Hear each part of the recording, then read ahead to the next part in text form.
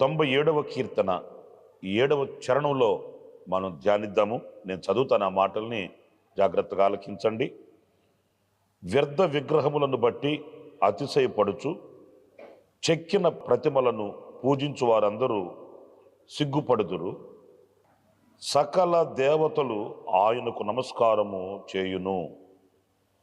చూడండి, ఈ వాక్య భాగంలో మనం గమనిస్తే కొంతమంది అతిశయించుచున్నారంట వ్యర్థమైన వాటి యందు అన్నప్పుడు మనకు కూడా అతిశయం ఉంటుంది.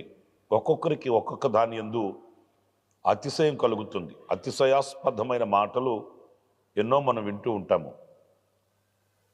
అయితే మనం దేని యందు అతిశయించుచున్నాము అనేది మనం గనక పరిశీలించుకుంటే, వ్యర్థమైన వాటి యందు అతిశయించుచున్నామా, నిర్జీవమైన వాటి యందు అతిశయించుచున్నామా, లేక శ్రేష్టమైన వాటి యందు మనం అతిశయించుచున్నామా అనేది మనం వివేచించుకోవాలి.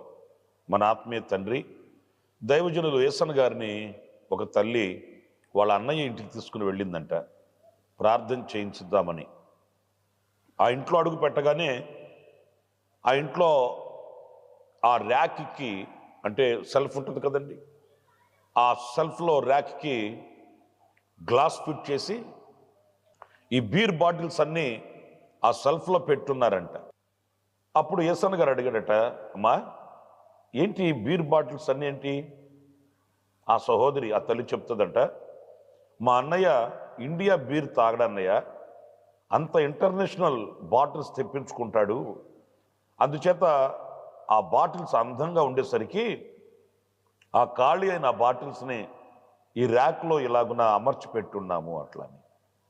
అప్పుడు యేసన్న గారు అన్నాడట, సిగ్గుపడాల్సిన విషయంలో అతిశయిస్తున్నావేంటమ్మా?